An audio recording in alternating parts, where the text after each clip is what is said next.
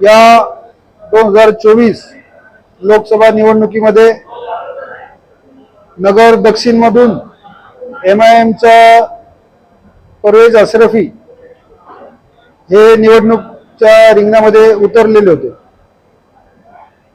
या पक्षाच्या विरोधामध्ये आमची जी भूमिका होती, या पक्षाच्या नेत्यांनी देशामध्ये 15 मिनिटं पोलीस हटवा, आम्ही पूर्ण हिंदू साफ करू, या देशामध्ये धार्मिक मुद्द्यावरती फक्त आजपर्यंत यांनी गरज ओकलेली आहे।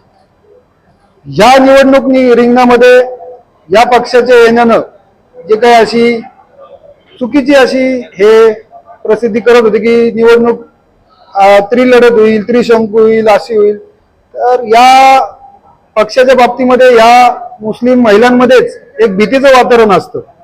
3 तलाक सारख्या मुद्द्याला या पक्षाने विरोध केलेला आहे।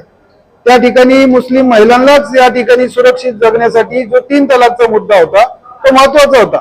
आणि 3 तलाक हा निर्णय लागू झाल्यानंतर मुस्लिम महिलांमध्ये जी सुरक्षितता वाढलेली आहे, ती सुरक्षितता वाढल्यानंतर देशामध्ये मुस्लिम महिलाच गेम चेंजर झालेल्या आहेत निवडणुकीच्या बाबतीमध्ये। ह्या पक्षाचा जो काही उमेदवार या ठिकाणी उभा होता, या उमेदवाराच्या आपण जर पार्श्वभूमी पाहिली तर शहर जिल्ह्यामध्ये जे काही धार्मिक विषय असतात फक्त तेवढ्या पुरतं हा विषयामध्ये पुढे दिसतो। आणि कुठेतरी त्याच्या आजूबाजूला जरी आपण काही कार्यकर्ते पाहिले ते सगळे गुन्हेगार पद्धतीचे हे कार्यकर्ते घेऊन फिरतात। तर यांच्याकडे मुद्दे काय होते, यांच्याकडे कुठलाही असा या ठिकाणी विकासाच्या दृष्टीचा एकही मुद्दा यांच्याकडे नव्हता। रस्ते, पाणी, वीज किंवा शहरातील औद्योगिक विषयासंदर्भात कुठलाही मुद्दा यांच्याकडे नव्हता। त्यामुळं ह्या पक्षाच्या विरोधामध्ये आमची भूमिका हीच होती की या पक्षाच्या उमेदवाराला 200-300 मतापेक्षा जास्त मतदान या ठिकाणी मिळणार नाही।